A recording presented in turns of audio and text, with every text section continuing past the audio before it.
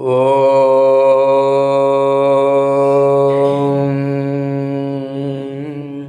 ஸ்ரீ குருப்யோ நமः. பகவான் ஸ்ரீ விஸ்வநாதர் அருளிய ஸ்ரீமத் ஈஸ்வரோபனிஷதம் பாகம் 1, போதனை எண் 775, போதனை நாள் 31/8/1976, செவ்வாய்க்கிழமை. தூங்கும்போது சுசுப்தியில் உள்ள ஆனந்தம் பிரம்மத்தோடு ஜீவன் இரண்டர கலந்து உண்டாகக்கூடியது, அல்லது ஆத்மா பிரம்மத்தின் ஸ்வரூபானந்தமே.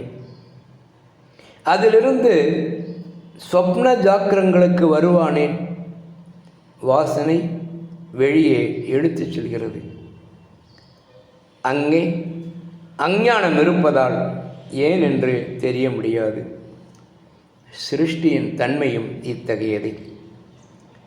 இந்த நிலையில் உள்ள ஜீவனுக்குத்தான் மோட்சம் கூறப்படுகிறது. சாட்சியாகிய நிலையில் உள்ள ஜீவன் சுகதுக்கங்களற்று இருக்கின்றானே, அவன் அந்த நிலை விட்டு நீங்கினால் ஸ்வப்ன ஜீவன், தைஜசன், ஜாக்கிர ஜீவன், வியாபகாரிகன் என்ற அபிமானங்கள் உடையவனாகின்றான். அச்சமயம் சுகதுக்காதிகள் உண்டாகின்றன. சுகதுக்கங்களை அபிமானிக்கும் அகங்காரி நானன்று என சாட்சியாக அபிமானித்து அபியசித்து வருங்கால் குரு கிருபையால் சாட்சியம் நசிக்க ஏதுவாகி சாட்சி ஆத்மா பிரம்மமே என்ற ஞானம் உண்டாகிறது. அதாவது சுவானுபூதி வருகிறது.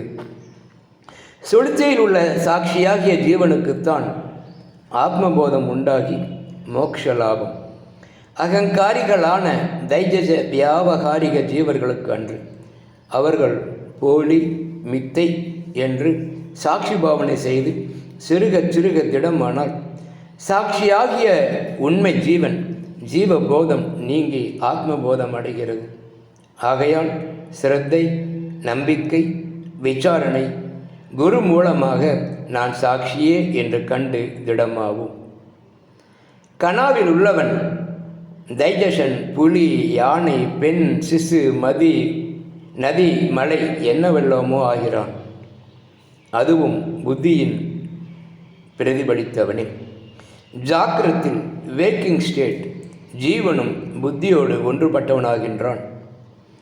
புத்தியுடைய சேர்க்கை இல்லாதவனே சுளுத்தியில் உள்ள உண்மையான கலப்பில்லாத ஆனால் அவித்தையால் மறைக்கப்பட்ட ஜீவன். அவித்தையால் அறியாமையால் மறைக்கப்பட்டவன் ஆகையால் ஜீவன் எனப்படுகின்றான். அறியாமை நீங்க நான் ஜீவன் அல்லன், அறியாமை எங்கே, நான் ஆத்மாவே, அறிவே என்று சாட்சி போத முதிர்ச்சியில் அனுபூதி வருகிறது. சாட்சி அபிமானம் உள்ள ஜீவனுக்குத்தான் மோட்சம் கூறப்படுகிறது.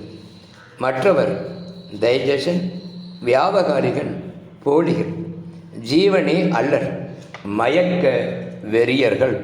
ஓம் சாந்தி.